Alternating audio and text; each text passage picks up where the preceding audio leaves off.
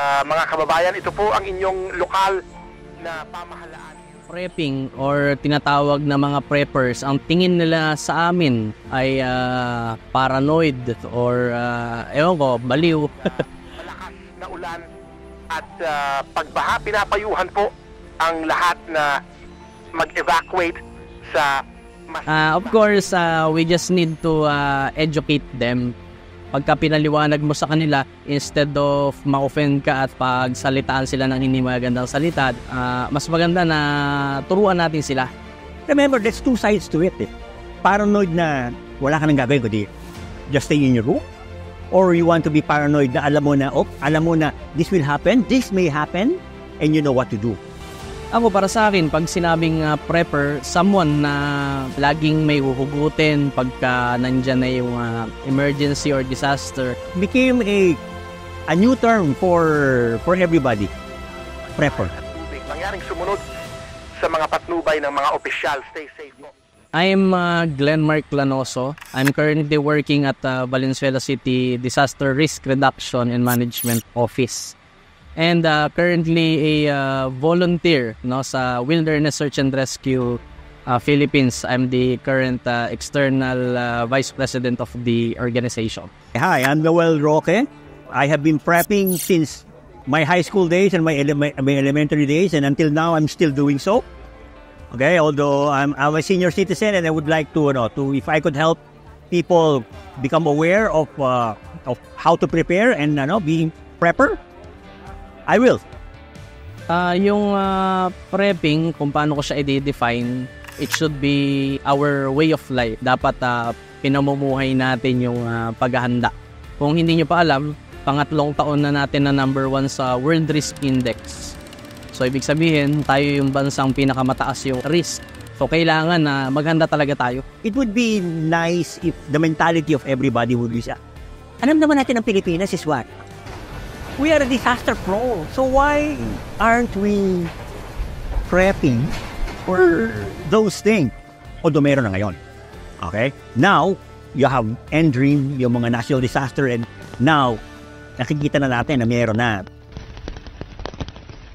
Yung mga common acronyms ng mga preppers, yung EDC, yung everyday carry, ito yung mga first line defense mo when it comes to emergencies and disasters. So, para siyang simplified na go bag that you can carry around.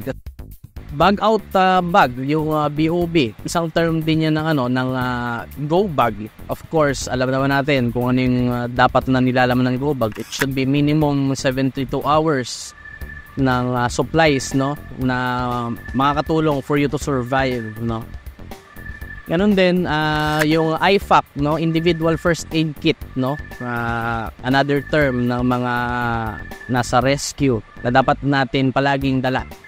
Pero first and foremost, hindi lang dapat dala, dapat trained ka muna na gamitin yung mga gamit na yon. Ano pa ba? Yung SIP na tinatawag, yung shelter in place. Kasi not every time naman nagkaroon ng disaster, kailangan mo umalis ng bahay. Ito yung mga parang ginawa natin during the pandemic. Yan yung lockdown, You shelter in place para hindi ka mahawaan or malagay sa risk yung iyong health. Si Pinoy Go Bag, technically, most of the items ay nandiyan na sa bahay. Kailangan lang natin tipunin, and of course, kailangan magkaroon tayo ng listahan. Bawat isang tao, iba't iba yung pangangailangan. So, kung ano yung nakikita mong needs, magdedepende yan. Especially kung meron kang maintenance, gamot, kung meron kang kika, or ganun din kung ilan kayo sa bahay. Isa sa mga common misconception, isang go bag, isang pamilya. So ang go bag dapat individual, di ba? Kaya kailangan every member of your household may kanya-kanyang go bag. Kasi sino ba naman ang gustong mapahamak or walang mahugot na gamit in times of need? Yung iba naman, pa-relax-relax lang, pero sila yung mga tipo ng tao na pagka nagka-disaster, sila yung pipila sa bigay ng ayuda. Wherein pagka naghanda ka, pagka nakapila sila, nahihirapan, ikaw pakapi-kapi ka lang kasi meron ka stockpile. Preparing is not necessarily things, material.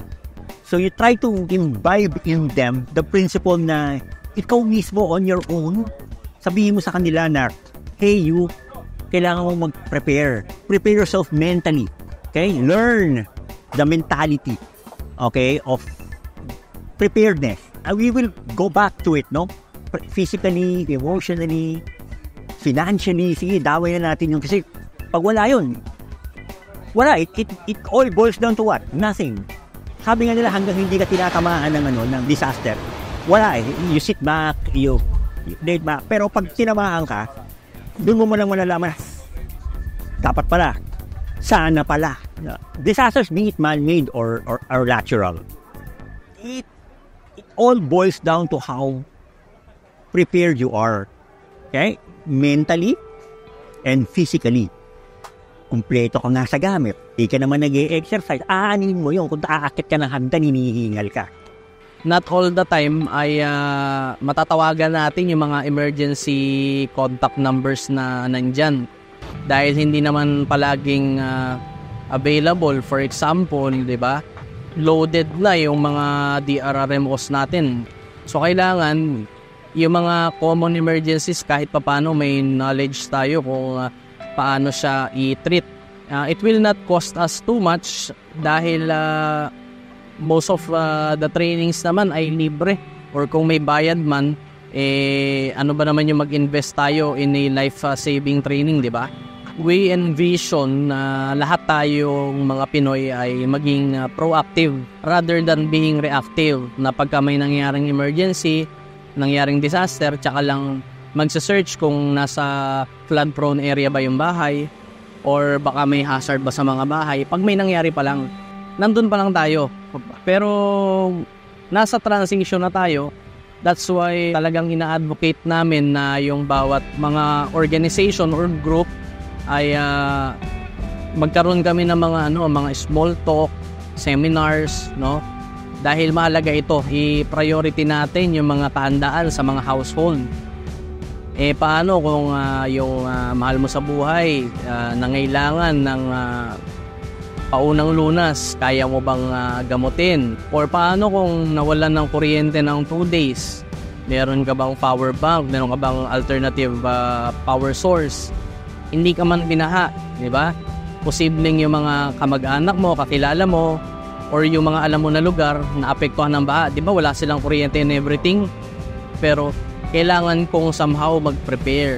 Kasi darating yung panahon, kakailanganin mo yung mga gantong bagay. We invite you to join our community. Ito yung Pinoy Prepper Bazaar. And ganun din, may mga Facebook group din tayo, like yung Preppers of the Philippines, yung Pinoy Preppers, and our volunteer group kung gusto nyo magpa-train sa amin, no? Yung Wilderness Search and Rescue Philippines. This is a 10 weekend training.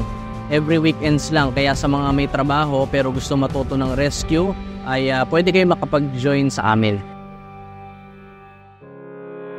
Mula sa pagsasaliksik, video shoot at editing, ang Lab City ay ginagawang aming 200% effort para ibahagi sa inyo ang mga inspiring contents. Kung gusto ninyo ang mga ginagawa namin, meron 3+1 ways para maipakita ang inyong mainit na suporta. Una, mag-share at mag-subscribe sa aming mga video. Pangalawa, pwede din kayo mag-email kung meron kayong suggested contents na swabing i-feature. Kami rin ay open sa witty minds katulad mo upang makisaya at maging bahagi ng Lab City crew. Kung gusto nyo naman na ibahagi ang inyong kwento o i-promote ang inyong negosyo, pwede nyo kami makatrabaho.